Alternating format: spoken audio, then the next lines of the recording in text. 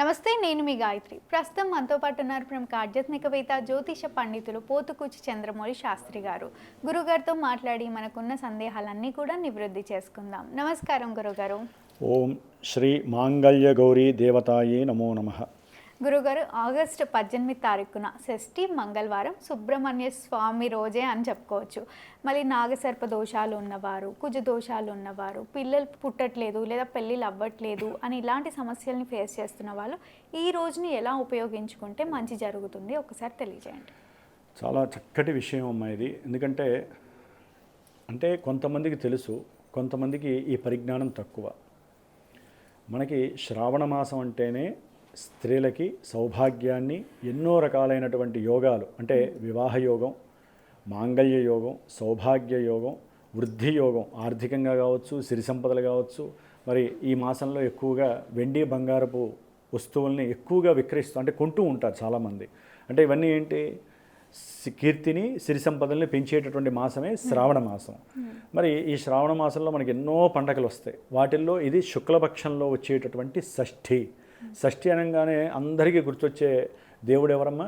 సుబ్రహ్మణ్యేశ్వరుడు. ఆయనే కార్తికేయుడు, ఆయనే నాగరాజు, అన్నిటికీ ఆయనే కదా మూలము. మంగళవారం అనగానే గుర్తొచ్చేది ఎవరమ్మా? మంగళుడు. మంగళుడు అంటే ఎక్కువగా చాలామంది ఏంటంటే దంపతులు కానీ లేదా పెళ్లి కాని వాళ్ళు కానీ సంతానం లేని వాళ్ళు మంగళవారం రోజున ఒక సమయం అంటే నేను చెప్తూ ఉంటాను కాబట్టి 6-7 మధ్యలో వెళ్ళి అభిషేకాదులు సుబ్రహ్మణ్య స్వామికి చేసి సంతానం కలిగినటువంటి వాళ్ళు 100 మంది ఉంటారు. పెళ్లి కాని వాళ్ళు ఇన్ని వారాలను చేసి పెళ్ళైన వాళ్ళు 1000 మంది ఉన్నారు. ఎక్కడా సుబ్రహ్మణ్య స్వామి ఎవరికి ద్రోహం చేయడు. ఎందుకంటే ఆయన యొక్క అనుగ్రహం ఎంత గొప్పదంటే కుజరాహువుల్ని, కేతువుల్ని తీసవతల పారేసే శక్తి ఆయనకు ఒక్కడికే ఉంది. మరి షష్ఠి మంగళవారం శ్రావణ మాసం ఆ రోజున ఉదయం 7-8 వరకు కూడా చిత్తా నక్షత్రం నడుస్తుంది. చిత్తా నక్షత్రానికి అధిపతి ఎవరంటే కుజ నక్షత్రం. అది తర్వాత వచ్చేది స్వాతి నక్షత్రం, రాహు నక్షత్రం. యాక్చువల్లీ మనకి అక్టోబర్ 2వ తారీఖున ఈ యొక్క రాహువు కుజ నక్షత్రంలోకి వచ్చి ఆగస్టు 12వ తేదీ అమావాస్య రోజున కుజుడు రాహు నక్షత్రం. అంటే ఇక్కడ కుజరాహువులకి నక్షత్ర ట్రాన్స్ఫర్మేషన్ జరిగింది. అంటే ఒకరి నక్షత్రంలో ఒకరు ఉన్నారు. 2 శుభగ్రహాలు ఒకరి నక్షత్రంలో ఒకరు ఉన్నారనుకోండి, అసలు అత్యంత యోగం. 2 పాపగ్రహాలు విపరీతమైనటువంటి తామస గుణాలు కలిగినటువంటి కుజరాహువులు. అసలు ఇందాక మీరు అన్నట్టుగా వివాహం జాతకంలో లేదు, వివాహ యోగం లేదు, లేకపోతే వివాహం అవుతున్నా కూడా వివాహం అయ్యే అవకాశం ఉన్న వారి యొక్క లగ్నం నుంచి, చంద్రరాశి నుంచి, శుక్రరాశి నుంచి కుజుడు అనేటటువంటి మంగళుడు గ్రహము వారి యొక్క రాశుల్లో ఉన్న, లగ్నంలో ఉన్న, శుక్ర లగ్నంలో ఉన్న కుజశుక్రులు కలిసి ఉన్న అది కుజదోషమే. ప్లస్ 2వ స్థానం కుటుంబ స్థానం, 4 సౌఖ్య స్థానం, 7 వివాహ స్థానం, అట్లాగే దంపతుల స్థానం, 8 ఆడవాళ్ళకి సౌభాగ్య స్థానం, మగవాళ్ళకేమో మారక స్థానం అంటే మృత్యు స్థానం అంటారు అది. మరి 12వ స్థానం అనేటటువంటిది సౌఖ్య స్థానము. ఇవన్నీ దెబ్బతింటాయన్నమాట ఆయన ఆ స్థానాల్లో ఉంటాయి. అట్లాగే కుజరాహుల యొక్క మిశ్రమం జాతకంలో ఎవరికన్నా కలిసి ఉందనుకోండి, అంటే ఎవరి నక్షత్రాల్లో ఒకళ్ళు ఉన్న, ఒక్కోసారి కొంతమంది జాతకాల్లో కుజరాహులు కలిసి ఉంటారు.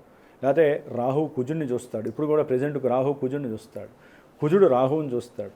ఇట్లా ఏ రకమైన, లేకపోతే కొంతమందికి మేషరాశిలో కానీ వృశ్చిక రాశిలో కానీ కుజుడు ఉన్నాడు అనుకోండి, కుజుడు కాదు రాహు ఉన్నాడు అనుకోండి, ఆ భావాల్ని దెబ్బతీస్తాడు.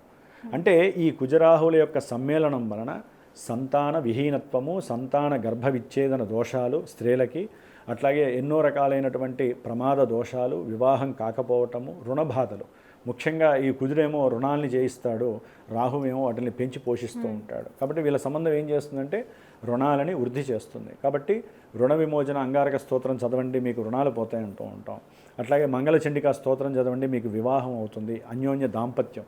ముఖ్యంగా ఇంకో విషయం అమ్మా, ఇప్పుడు ఈ యొక్క మనం ఇందాక మీరు అన్నట్టుగా ఆగస్టు 18వ ఈ మాసంలో కుజుడు శుక్రుని చూస్తూ, శుక్రుడు నీచ స్థితిలో ఉన్నాడు. కాబట్టి ఇది కూడా మహాదోషప్రదం. కుజ శుక్రుల యొక్క సంబంధము ఏ రకంగా ఉన్నా సరే కుజుడు శుక్రుని చూస్తున్నాడు.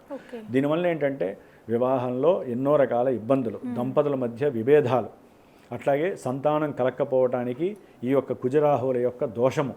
ఇట్లా ఈ దోషాలన్నీ కూడా, రుణబాధలు, ఈ సమస్యలన్నీ పోవటానికి, దంపతులు చక్కగా ఆనందంగా అన్యోన్యంగా కలిసి ఉండటానికి వీళ్ళు చాలామంది చేయాల్సిన పని ఏంటంటే ఈ ఆగస్టు 18వ తేదీన పొద్దున్నే లేచి ఆ రోజున ఇంకోటి కూడా ఉందన్నమాట. శ్రావణ మాసంలో మనకి ఏమొస్తాయి మంగళవారం పూట? మంగళ గౌరీ వ్రతము. అవును, మంగళ గౌరి. కొత్తగా పెళ్ళైనటువంటి వాళ్ళు అంతకుముందు ప్రతి పెళ్ళైనటువంటి జంట కూడా శ్రావణ మాసంలో మంగళగౌరి వ్రతం అని వారి యొక్క ఆచారాలు, లేకపోతే మగ తరపు వాళ్ళు తల్లి తండ్రి ఏంటంటే ఈ అమ్మాయి చేత మంగళగౌరి వ్రతాలు 4 వారాలు 5 వారాలు ఉంటే చేయిస్తారు. ఆ నోము చేసుకోవటం వల్ల ఏం కలుగుతుంది? ఇందా నేను చెప్పాను చూసారా, దంపతుల మధ్య ఈ కుజుడు అనేవాడు రాడు. ఓకే. మంగళవారం పూట ఎవరైతే గౌరీదేవిని స్త్రీలు ఆరాధించి ముత్తైదువులకి తాంబూలాలు కానీ, అంటే దంపతులు ఇవ్వచ్చు, లేదా ఈ అమ్మాయి అయినా సరే వారికి తాంబూలంగా చీర వస్త్రాలు అవి పెట్టారనుకోండి, వీళ్ళ జాతకాల్లో కుజుదోషాలన్నీ ఎగిరిపోతాయి పక్కకి. అందుకని మంగళగౌరి నోము వ్రతాలు అంటారు. ఆ రోజున కథలు కూడా ఉంటాయి. ఆ కథలు చెప్పుకొని వాళ్ళు అక్షతలు వేసుకుంటారు. ఆ రోజున ఉపవాసం ఉంటారు. దంపతులు కలవరు, చక్కగా అమ్మాయి కింద విశ్రమిస్తుంది. సాయంత్రం పూట మళ్ళీ అమ్మవారిని తలుచుకొని పూజలు చేసుకుంటూ ఉంటారు. ఇట్లా మంగళగౌరి వ్రతము ఆ రోజున శ్రావణ మంగళగౌరి వ్రతము ప్లస్ షష్ఠి, మంగళవారము, స్వాతి నక్షత్రము ఇన్ని కలిసేటటువంటి రోజున దీన్ని మిస్ కాకుండా సంతానం లేకపోయిన వాళ్ళు, సంతానం లేని వాళ్ళు, వివాహం కాని మగవాళ్ళైనా లేడీస్ అయినా స్త్రీలైనా ఎవరైనా సరే వాళ్ళు కానివ్వండి, రుణ బాధల్లో చిక్కుకొని ఆ రుణాలు విమోచనం కాక నానా బీభత్సంగా ఇబ్బందులు పడుతున్న వాళ్ళు, ఆరోగ్యం క్షీణించిన వాళ్ళు, ఎముకలు లేకపోతే కండరాల బాధతో బాధపడేవాళ్ళు, ఎవరితో మాట్లాడినా బంధు విరోధాలు, వ్యాపారంలో నష్టాలు, శత్రుత్వాలు, రోగాలు, రుణబాధలు అనుభవిస్తున్న గంటెలు ఎక్కువగా ప్రమాదాలు జరుగుతూ ఉంటాయి. వాళ్ళందరూ ఆ రోజున ఏదైనా దేవాలయంలో బ్రాహ్మడికి 1 కిలో కందిపప్పు, 1 కిలో మినపప్పు దానం ఇచ్చేసేయండి. సుబ్రహ్మణ్యేశ్వర స్వామికి చక్కగా ఆ రోజున పంచామృతాలతో అభిషేకం చేసి విధిగా అర్చన చేయించండి, లేదా మీరు చేసుకోండి. కొన్ని గుళ్ళల్లో వాళ్ళు చేస్తారు, కొన్ని గుళ్ళల్లో మనం చేసుకోవచ్చు. చేసుకొని ఆ తీర్థం స్వీకరిస్తే ఏదైతే సమస్యలు ఇందాక చెప్పినామో అవన్నీ పోతాయి. అసలు చేయటం వల్లనే 99% సమస్యలన్నీ ఎగిరిపోతాయమ్మా. అంటే ఈ రోజు అన్ని రోజులు పంచామృతాలతో చేయటం విశేషం. ఇంట్లో ఆ రోజున మంగళవారం పూట ఇంట్లో పూజ చేసుకునే వాళ్ళు 10-10 చేసుకుంటే అమ్మ మంగళగౌరి వ్రతం అది తులా లగ్నం అవుతుంది. ఆ లగ్నంలో కనుక 9, 50, 10 ఆ ప్రాంతాల్లో చేసుకుంటే ఇంకా విశేషత్వము. ఇంకోటి చెబుతున్నానమ్మా, ఆ రోజు ఇంకో విశేషత్వం ఉంది. మంగళవారం పూట దేవాలయాల్లో చాలామంది దుర్గాదేవి ఆలయాల్లో మనకి ఈ కుంభవత్తులు పెట్టి ఆవు నెయ్యి వేసి నిమ్మకాయ దీపారాధనలు చేస్తారు. దాన్ని ఏమంటాం? రాహుకాల పూజ. మంగళవారం 3 గంటల నుంచి 4:30 గంటల మధ్యలో రాహుకాల పూజను మనం చేస్తూ ఉంటారు చాలామంది. స్త్రీలు ఎక్కువ చేస్తారమ్మా, 190 మంది వాళ్ళే ఉంటారు. మగవాళ్ళు కొంతమంది కూర్చొని చేస్తారు. ఈ పూజ చేసిన విశేషమైనటువంటి ఫలితం వస్తుంది. ఎందుకని? మిగతా మంగళవారాలు రావా అంటే వస్తాయి. ఈ రోజున నక్షత్రం రాహు నక్షత్రం, స్వాతి. ఈ రోజున వారం మంగళవారం, షష్ఠి అంటేనే మనకి ఒళ్ళు పులకింద రావాలి, అంటే స్వామివారు అనుగ్రహించేటటువంటి రోజు. శ్రావణ మాసం, ఇంకా వాళ్ళకి ఏది కావాలంటే రుణాలు పోవాలంటే, సిరి సంపదలు వచ్చి పడితే రుణాలు అవే పోతాయి.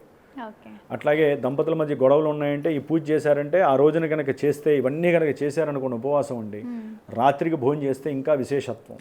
కొత్తగా పెళ్ళైన వాళ్ళు కనుక ఈ పూజల్లో కనుక కంపల్సరీ వీళ్ళు చేసుకున్నారనుకోండి, చక్కటి అన్యోన్యత దాంపత్యంతో సంతానం వృద్ధి చెందుతూ ఉంటుంది. సౌభాగ్యం వీళ్ళకి హ్యాపీగా ఉంటారు, అంటే సౌభాగ్యవంతులై ఎప్పుడూ కూడా కలకల్లాడుతూ ఉంటారు స్త్రీలు. కాబట్టి ఇన్ని యోగాలు కలిసినటువంటి ఈ రోజున నేను నా యొక్క జ్ఞానసిద్ధి క్షేత్రపీఠంలో విశేషంగా ఈ యొక్క కుజరాహుల వలన జన్మజాతకాలలో ఇబ్బంది పడేటటువంటి వాళ్ళు ముఖ్యంగా మేషరాశి, వృశ్చిక రాశి, మకర రాశి, కుంభరాశి, అట్లాగే ఈ కుజ నక్షత్రాలు కొన్ని ఉన్నాయి మనకి. ధనిష్టా నక్షత్రము, చిత్తా నక్షత్రము, మృగశిర నక్షత్రం, ఈ నక్షత్రాల వారు. అట్లాగే మనకి మిథున రాశి, కర్కాటక రాశి, కన్యారాశి, తులారాశి, ధనస్సు రాశి, కుంభరాశి, మీనరాశి, ఈ రాశుల వారు.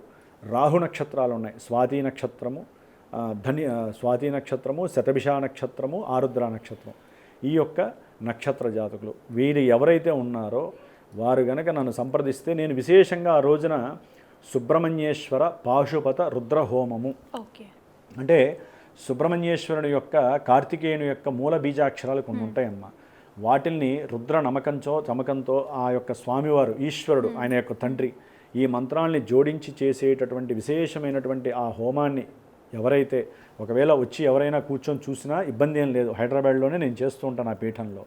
లేదా ఎవరైనా సరే రాలేని వాళ్ళు, చేయించుకోవాలనే సంకల్పం ఉన్నవాళ్ళు నాకు గనక ఫోన్ చేస్తే వారి యొక్క ఇబ్బంది చెప్తే ఆ సంకల్పంలో చెప్పి చేసి ఆ హోమం అప్పుడు నేను సుబ్రహ్మణ్యేశ్వర స్వామి యొక్క చిన్న ప్రతిమలు పెట్టి వారికి నేను పంపిస్తాను. ఓకే. చేతికి కట్టుకునేటటువంటి రక్ష, అట్లాగే భస్మము, ఆ భస్మంలో 3 రోజులు మళ్ళీ నా పీఠంలో ఆయన్ని ఉంచి, ఏది సుబ్రహ్మణ్య స్వామిని, ఎవరైతే గనక ఈ యొక్క స్వామివారి మీ ఇంటికి వస్తారో వారికి ఇందాక మనం చెప్పుకున్న ఆ దోషాలన్నీ ఆయన వచ్చి రాగానే పటాపంచలైపోతాయి, ఓకే. యోగాలు కలుగుతాయి. కాబట్టి చిన్నదే అది, అందరూ కూడా ఇంట్లో రోజు పూజ చేసుకుంటే వారు చక్కగా ఆయన యొక్క అనుగ్రహాన్ని ఇంకా 10 మందికి భవిష్యత్తులో చెప్పుకునే అవకాశం ఉంటుంది.